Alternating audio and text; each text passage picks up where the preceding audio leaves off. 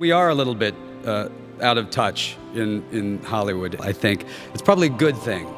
If you're one of the 3 people alive who doesn't recognize that handsome face, it was supposed to be mine. But God gave it to George Clooney because I was a bad fetus. Very bad. This is from Georgie Boy's acceptance speech at the 2006 Oscars. It was bad. This group of people gave Hattie McDaniel an Oscar in 1939 when blacks were still sitting in the backs of theaters. But wait, there's more. I'm proud to be out of touch. It's not something you would expect anybody to admit, but George Clooney said it out loud. People in 2006 were so shocked by Clooney's smugness that they forgot how handsome he was. This speech even inspired a whole South Park episode, Season 10's Smug Alert. While Georgie Boy was sniffing a wine glass filled with his farts backstage, Matt and Trey went to town on his ass. Smug Alert addresses a couple of issues surrounding progressive people. Let's tackle the first one.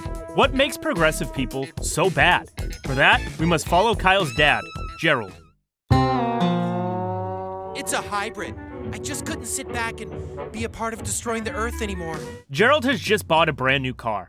It's a Toyota Prius hybrid. No relation to the Toyota Prius, obviously.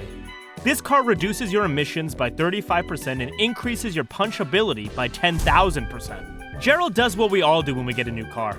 He drives it around and shows it off to everybody. But he does it just a little too much and way too condescendingly. This does wonders for his likability. Ever since he got that new hybrid, he thinks he's better than everyone else. But showing off his new car isn't enough. Matt and Trey turned Gerald into a stereotypical annoying progressive. He goes around telling people that their cars are destroying the environment. Bro even goes to the hardware store and hands out citations to SUVs for failure to care about the environment. And when he runs into a fellow progressive hybrid driver, their mannerisms, from the pretentious tone to the way they close their eyes when they speak, are hysterical. Yeah, I like to be a part of the solution and not part of the problem. Thanks! This is Matt and Trey pointing out why some people hate certain progressive people. They're just too self-righteous. Even when they do something objectively good like driving a car that is better for the environment, their obsessive need to assert their moral superiority over the rest of us evil sinners creates an entirely different problem. Gerald's attempts to convert the rest of South Park to hybrid religion earns him no friends. But it couldn't possibly be his fault for being insufferable and condescending towards anybody he perceived as beneath him. It's the people that are wrong.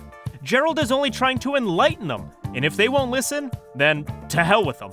Come on, Kyle. I don't want you hanging around with these ignorant idiots. This is often the first response in the progressive playbook. People don't disagree with you because they see the world differently, or because they have different needs, or even because they don't like the way you look down on them while you're preaching to them. Those things are not possible. Gerald believes the only reason people don't want to buy a hybrid is because they're stupid. This attitude is shared by a lot of progressives in the real world as well. Thinking you're better than everybody else couldn't possibly lead to any bigger problems. Could it?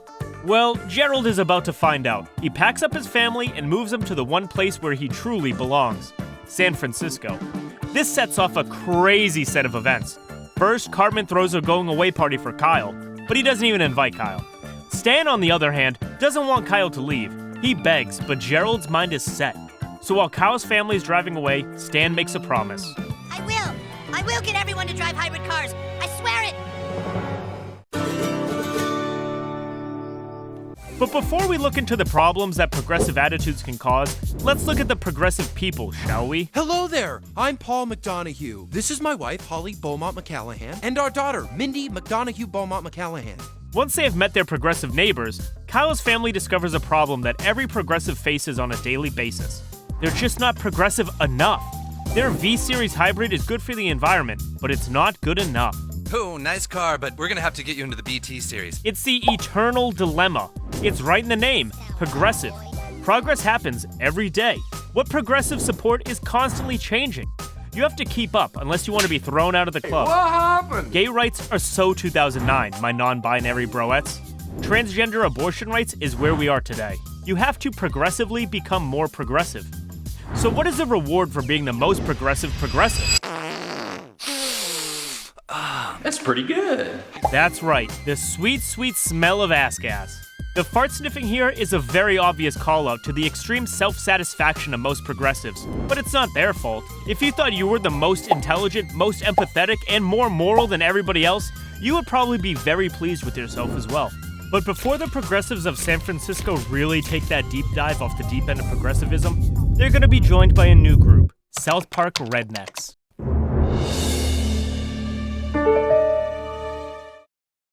Get a hybrid, be good people now. Stan writes a song to encourage people to buy hybrids so Kyle can return to South Park. The song is nowhere near good enough to be considered mediocre, but it works. Everybody in South Park buys a hybrid. Stan succeeds where Gerald failed because he wasn't condescending. He didn't talk down to people or act like he was better than them. I don't know if that was a happy coincidence or a lesson to progressives, but I'll treat it as a lesson. Now, we did mention that there are downsides to progressivism. Let's look at them. From now on, I'm only going to associate with other hybrid car drivers. Everyone else is just ignorant. The South Park hybrid drivers became just as progressive as San Franciscans. What do you mean by that? They all get bitten by the superiority bug and adopt the same exact mannerisms as the not-so-dearly departed Gerald. Good for you! Thanks! South Park becomes the town with the highest percentage of hybrid car owners in the whole country. And just like any good progressive would, the South Park residents hold a massive event to congratulate themselves for being so good. But it wouldn't be a good progressive event if they didn't look down on everybody else for being so backwards. If only the rest of the country was as insightful as we are. But there is a problem. Ranger McFriendly approaches Stan and asks him if he was the one who made a song encouraging people to buy hybrids. Stan is very proud of this little achievement. Yeah. Ow! A ranger of all people should be happy with reduced emissions levels. Why did he slap Stan? When people drive hybrid cars, they get so full of themselves that they spew tons of self-satisfied garbage into the air. That self-satisfied garbage causes smug. Produce too much smug and you get global laming. Not my words, that is all Ranger McFriendly, but I've got to agree. A world where everybody drives a Prius would be pretty lame. We need the truck nut folks who use a 30,000-pound truck with a 7.3-liter V8 to haul their laptop to work. These folks make life just a little bit more interesting. But South Park has a bigger problem than everybody becoming a lame Prius driver. The hybrids they love so much are about to destroy them. The smug from South Park's hybrid drivers has merged with all the smug from San Francisco. These two by themselves are bad enough, but the smug from George Clooney's acceptance speech is heading in their direction. If they collide, there is gonna be a smug storm of historical proportions. Are you trying to tell us the smug from our hybrids is actually gonna kill us all? Yes, Randy, it is. The smug here is an obvious analogy for progressive causes, attitudes, and policies. While progressives themselves might deny it, there is in fact such a thing as too much progressiveness. Take the very permissive progressive attitudes towards things like crime, drug use, and parenting as an example. What are the odds that any of them lead to a good place? There are, of course, a great many progressive causes. Some are good and some are bad. Tackling each of them individually would require a lot of episodes, which is why this one uses a hurricane analogy with the impending smug storm to show how bad things can get. Kid, thanks to your gay little song, there's not gonna be a San Francisco. San Francisco is doomed, but South Park? Well, South Park has a chance. The people make the most of this chance by blaming Stan. Then they make him fix the problem. Even Randy turns on his own son. Your gay little song got us to drive hybrids. You're gonna help us get rid of them. It's a race against time. Stan tries to destroy as many hybrids as he can, while the smug from George Clooney's acceptance speech heads north towards South Park and San Francisco smug systems. Once they collide, everybody is dead. Man, I'm dead. It's a real tense time. South Park has to cure itself of its progressive smugness before that smugness destroys the town and everybody in it. Stan wanted to go warn Kyle and get him out of San Francisco, but he's stuck in South Park, destroying all the hybrids. Kyle is cooked. He has no idea what's going on, until an unlikely savior comes to the rescue, Cartman. Wow, Eric, you sure are a great guy for doing this. But Cartman isn't risking his life to save Kyle out of the goodness of his heart. When Kyle left, Stan made a prediction. Without Kyle around to rip on, your life is empty and hollow. And that prediction was right on the money. Butters has been a poor replacement for Kyle. Every time Cartman calls Butters some bad word followed by Jew, Butters just rolls over and takes it, instead of spitting fire like Kyle would. It gets boring. Cartman needs a nemesis. You're really great for going to warn Kyle, Eric. I'm not doing it for Kyle. Cartman is doing it for himself. But he's not taking the bus into the city. He might accidentally smell and get choked by all the pretentious smugness pouring out of artisanal wine and cheese shops. So Cartman puts on a diving suit with a leash and starts his harrowing journey into the most progressive city in the known universe. I swore I would never set foot in San Francisco. God help me. Despite everybody's efforts, it's too little too late. Stan only manages to destroy half of the hybrids before the smug from George Clooney's acceptance speech hits the other smug system and launches the storm. Cartman reaches Kyle's house just in time, but the family is beyond saving. Being smug is a good thing. As for Kyle, Acid! Dude, I'm totally tripping balls. apparently that's what kids in San Francisco do to deal with their parents sniffing their farts all the time. This is an obvious allusion to overly permissive parenting styles that tend to be more popular among the progressive types. Add in the general progressive attitudes of having no taboos towards things like substance use and experimentation becomes inevitable. If junkies are openly shooting up in the streets of San Francisco, you can just imagine what's going on behind closed doors. I'm totally tripping balls. But there is no time to mourn Kyle and his family. The smug storm has arrived. People in South Park run for cover as thunder, lightning, and hurricane-force winds sweep everything away. Thousands are left homeless as their houses are destroyed. Cities like Denver and Salt Lake are heavily damaged, but still alright. San Francisco is gone, though. Stan is broken. I'm sorry your gay little song killed your friend. Thankfully, there's a miracle. Kyle's family is alive. We were all passed out, and next thing we know, we just woke up on a bus heading here. To the side of the crowd, we see Cartman, dirty and bruised, gesturing at Butters to shut it. He did it. He saved a bunch of Jews, and he is disgusted with himself. So naturally, he picks on Kyle, complaining about how he can't get rid of the Jews. He throws in a rat comparison because he's Cartman. Don't belittle my people, you fucking fat ass! It's what Cartman lives for. He takes a deep breath and suppresses a smile. Cartman is gonna sleep better at night knowing he ruined Kyle's day. Just a little. But this episode's not about him. Formerly progressive people of South Park have learned their lesson. And let's make sure nobody gets a stupid hybrid, right? Kyle disagrees. He explains that hybrids are not bad. Hybrids don't cause smugness, it's the people who causes smugness. He suggests to the people of South Park that they can still drive hybrids without acting like they're better than everybody else because of it. I'm not ready. It's simply asking too much. This is South Park pointing out the obvious. Progressivism isn't always bad. Being overly smug about it is what makes it bad. Progressivism can be a good thing. The abolitionists who were progressive of their time, civil rights activists were progressive of their time, and who knows, maybe the PETA folks are the progressives of our time. In 100 years, all of us will be getting canceled for castrating our dogs. So, being progressive can be a good thing. The biggest problem, as South Park points out, is being too arrogant about your progressivism. When you believe that you are leagues and leagues better than everybody else, you tend to destroy yourself. Take Steve Jobs, for example. This man gave us the iPod.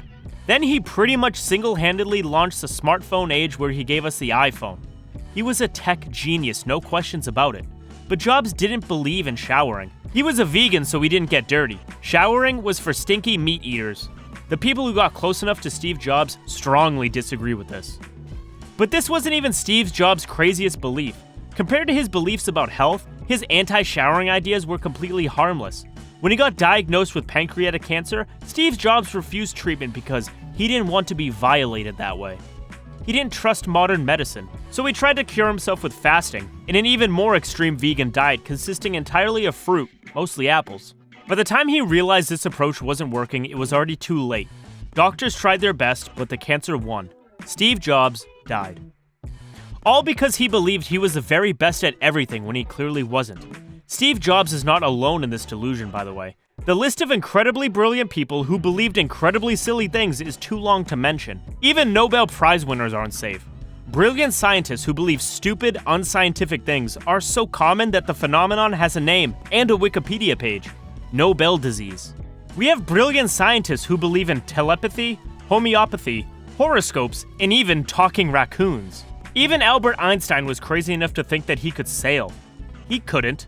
He capsized his boats all the time. As if that wasn't dangerous enough, Einstein couldn't swim either. You would think a guy as brilliant as Einstein would learn to swim before going out on a boat, but he never bothered to learn.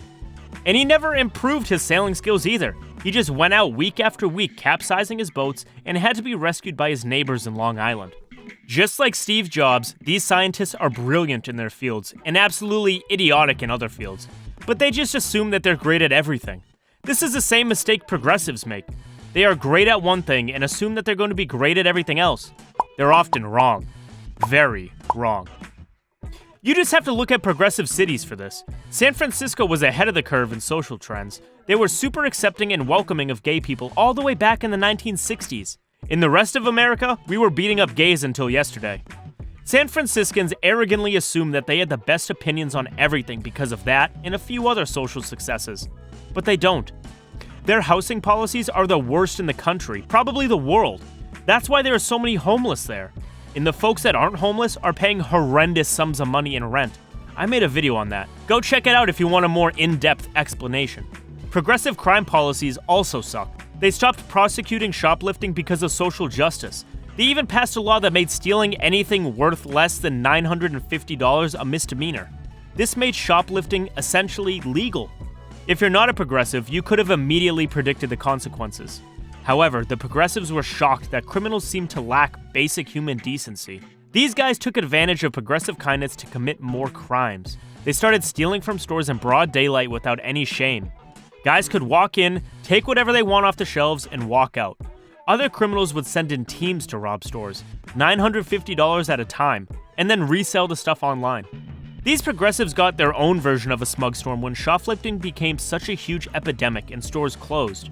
The ones that remained open locked basic things like toothpaste in glass cages. So, in the year of our Lord, 2024, while Donald Trump was shamelessly beating a woman, again, the progressives in California made stealing a crime again by a 70-30 margin. Good for them. Now they know their views on crime are wrong, but what else are they wrong about? That question requires a lot of soul searching, or another smug storm. And that message is not just for progressive people, by the way. The episode may have targeted them, but the message applies equally to all of us.